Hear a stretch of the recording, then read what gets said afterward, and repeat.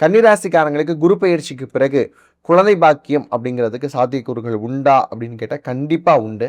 ராசிக்கு 5ஆம் இடத்தை குரு பகவான் 7ஆம் பார்வையாக பார்க்கிறார். அவர் இருக்கக்கூடிய கடகத்திலிருந்து 7ஆம் பார்வையாக பார்க்கறதுனால கண்டிப்பாக கணவன் மனைவி அப்படின்னு இருக்கக்கூடிய இவங்களுக்குள்ள இருந்த சிக்கல்கள் எல்லாம் விலகக்கூடிய காலகட்டம், புரிதல்கள் மேம்படக்கூடிய காலகட்டம், புரிதல் மேம்பாட்டினால அன்பு பொங்கக்கூடிய ஒரு காலகட்டம். நீ அதிகமாக அன்பு செலுத்துறியா, நான் அதிகமாக அன்பு செலுத்துறேனா அப்படின்னு சொல்லிட்டு ஒருத்தருக்கு ஒருத்தர் போட்டி போட்டு என்ன பண்ணுவாங்க அப்படின்னு பார்த்தீங்கன்னா அன்பு செலுத்தக்கூடிய காலகட்டமாக வருது. அதன் காரணமாக பார்த்தீங்கன்னா புத்திர பேரு உண்டாகக்கூடிய ஒரு காலகட்டமாக இருக்கும்.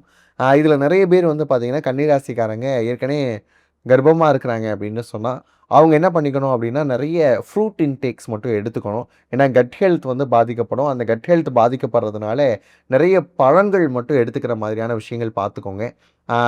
இன்னும் சொல்லணும் அப்படின்னா குருவினுடைய அருள்னால நிறைய ஆண் குழந்தைகள் பிறப்பதற்கான வாய்ப்புகள் அப்படிங்கிறது இருக்குது. பெண் குழந்தைகளுக்கான வாய்ப்பு இல்லையா சார் அப்படின்லாம் கேட்காதீங்க.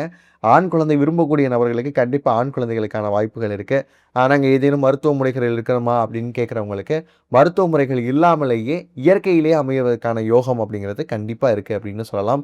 மிகச்சிறந்த பாக்கியம் அப்படிங்கிறது 16 வகை பேரில் புத்திர பாக்கியம். அது கண்டிப்பாக அமைவதற்கான வாய்ப்பு அதிகமாக இருக்குது அப்படின்னே சொல்லலாம்.